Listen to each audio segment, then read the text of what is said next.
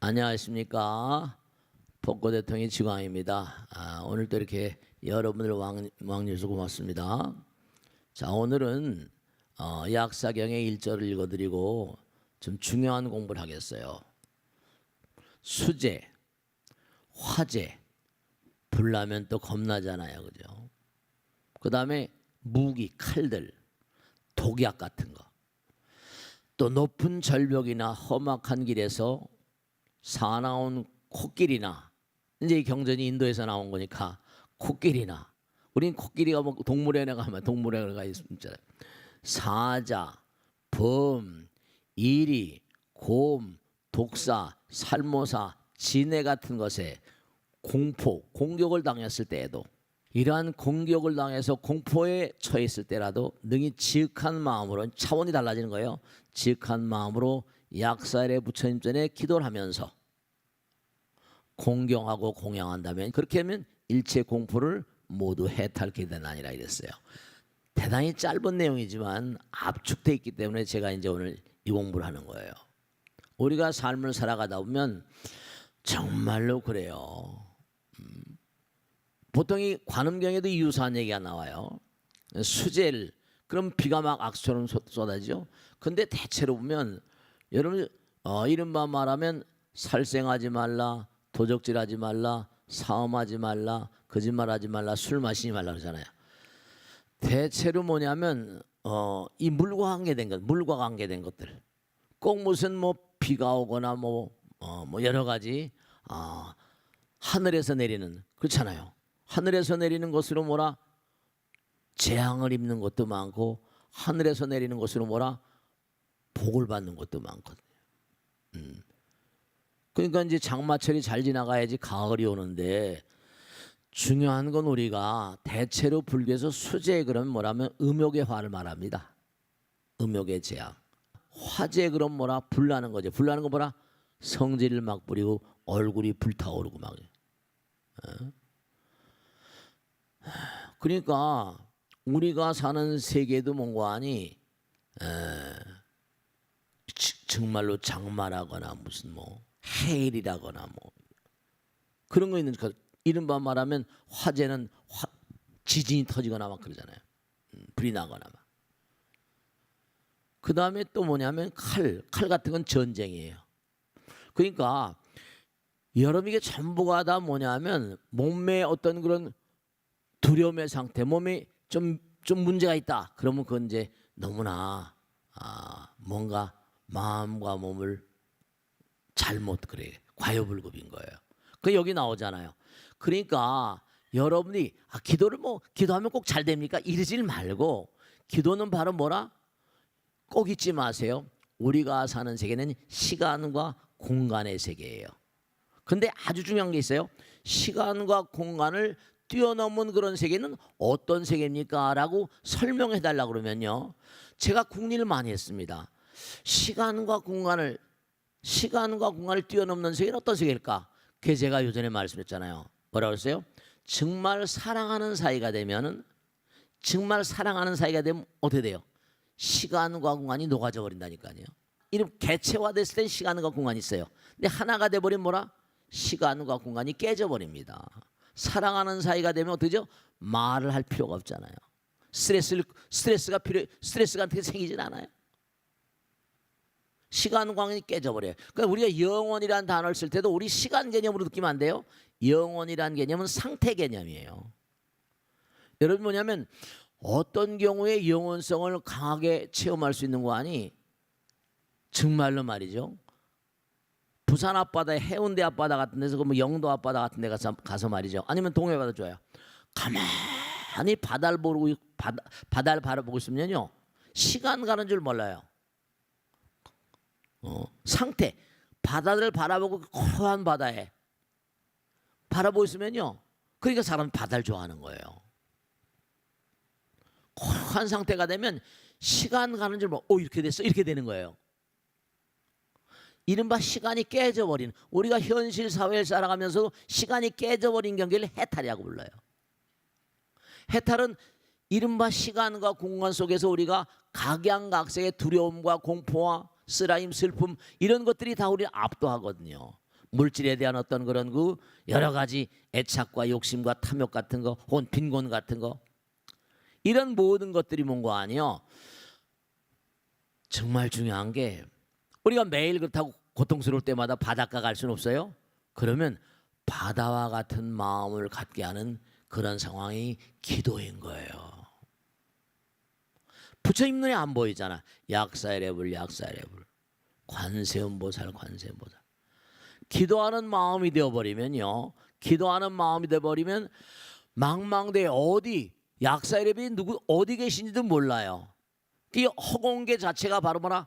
부처님께서는 화장장엄 세계, 이게 우주가 세계 바다라는 거예요. 세계 바다, 우주 자체가 바다인 거예요. 그러니까 기도하게 되면 이른바 말하면 우리가 아까도 말씀했죠. 너무너무 즐거운 시간을 보내게 되면 오 벌써 시간이 이렇게 됐어 이렇게 이러거든요. 그럴 때는 뭐냐면 시간과 공간을 떠나버린 세계. 여러분들이 이 다음에 이 세상을 살다 떠나가시죠. 그럼 어떻게 되는지 아세요? 시간과 공간의 바깥으로 가버리는 거예요. 그러니까 왜 우리가 사바세계 살면서 이렇게 부처님 말씀을 공부하고 기도를 열심히 해야만 되는가 하는 것은, 왜냐하면 우리가 지금도 시간과 공간의 바깥을 나가서 세상을 관조할 때까지, 조겨놓은 계공, 이렇게는 조라는 것도 관조할 때 줬죠. 비춰본다는 거예요. 그러니까 우리가 이 세상을 살면서 너무 여러 가지로 답답하고 괴롭고 아프고 쌀할 때 뭐라? 기도하는 마음으로 흘러들어가 버리면, 몰입을 해버리면 현실 세계로부터 해탈해버려요. 망하의 경지 같은 거예요. 망하의 경지 같은 거예요. 그러니까 우리가 삶을 도모하면서 여기도 나오잖아요. 정말 각양각색의 공포와 공격을 당했을 때라 할지라도 이제 이거 현실 생활이에요. 지극한 마음으로 약사일에 부처님께 기도를 하면서, 기도하는 마음과 더불어 뭐라? 공양하고 공경하라는 게 많이 나오거든요. 아이고 아무것도 없는데, 네 그렇지만 부처님 전에 오면, 그 여러분 법당에 나와서 한 푼이라도 시주할 줄 아는 분들이요, 금생에만 공부한 게 아니라 전생에 하던 대로 법당에 오면 한 푼이라도 집어넣잖아요. 공경하는 마음, 공양하는 마음, 공경하는 마음, 공양하는 마음은 물질적인 차원이고 마음을 비우는 거고, 기도하는 건 망망대해를 만나는 거예요. 그러니까 그러한 마음으로 산다고 한다면 일체 공포를 모두 해탈하게 된다는 거예요. 그러니까 우리 몸과 마음 가운데도 너무나 무서운 게, 이거 꼭 생각하셔야 된다. 뭐냐면 우리 몸과 마음 가운데도 천사와 악마가 공존하고요, 악균과 이균과 우리 몸을 뭐라? 해악으로 몰고 가는 해악균이 공존을 해요. 그러니까 우리가 항상 마음을 잘 가다듬지 않으면 안 되는 이유가, 내가 만일에 화를 내고 짜증을 내고 개를 파해요. 살생하지 말라. 왜냐? 우리가 사바세계를 사는데 수명이 짧은 이유가 뭐냐면, 우리는 정말로 살생하지 않으면 먹고 살 수가 없잖아요. 살생해야만 먹고 살아요. 그렇거든요. 그러니까 우리 몸 가운데는 살기가 많이 어려 있어요. 중요한 게 있어요. 악인은 악이 뭔지를 몰라요. 매일 그렇게 살았으니까. 조폭들은 때리는 게 일이에요. 그러니까 때리는 거 아무것도 아니에요. 그러니까 악인들은 뭐라? 악이 뭔지를 그 속에 살다 보니까, 선인들은 선 속에 살면 선이 뭔지를 모른대요. 그냥 선행이니까. 그게 여러분 이걸 생각하시면 된다. 우리가 사는 세상엔요, 착하게 사는 사람들 아주 많이 계시지만 사실은 암흑 속에 사는 인간들도 너무나 많아요.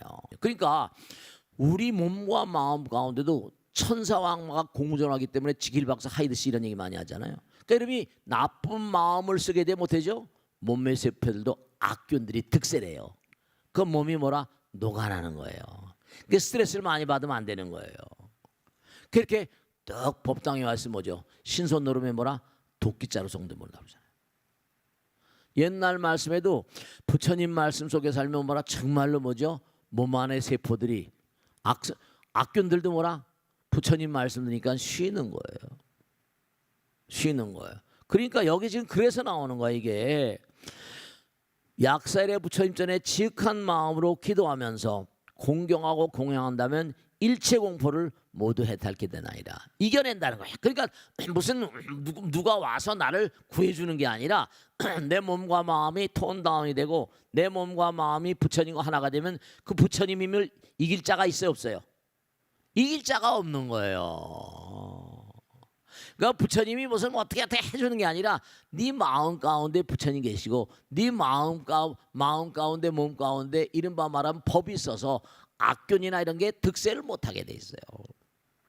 그 나라도 나라님이라거나 나라를 이끌어가는 상층부에 있는 지성인들이 뭔가 하여간에 마음과 몸이 좀 안락하고 마음과 몸이 수행이 됐다면, 그러니까 공자님도 수신제가 그러잖아요. 치국평천하. 그러니까 우리가 삶을 도모하면서 아까도 제가 서두에 말씀했죠. 우리의 생명은 뭐죠?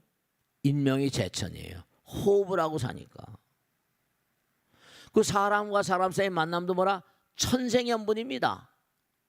남편 아내 만나는 거, 남녀가 만나는 것만 천생연분이 아니라 사람과 사람 사이 만남도 그래요. 좋은 사람 만나면 뭐죠? 일이 좋게 나가요. 나쁜 사람 만나면 나쁘게 가버립니다. 그것도 누가 매개자, 하늘이 보내는 거예요. 꼭 중매쟁이가 있어요.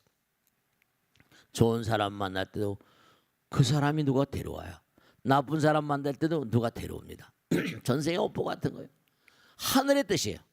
그 다음에 또 뭐가 있는 거 아니? 지금 여기 나온 대로 몸과 마음을 다해서 정말 간절한 마음으로, 여러분 그거 있잖아요. 이게 싱크로니시티라는 건데 뭐냐면 공시성의 원리라는 거 제가 항상 드린 말씀이잖아요.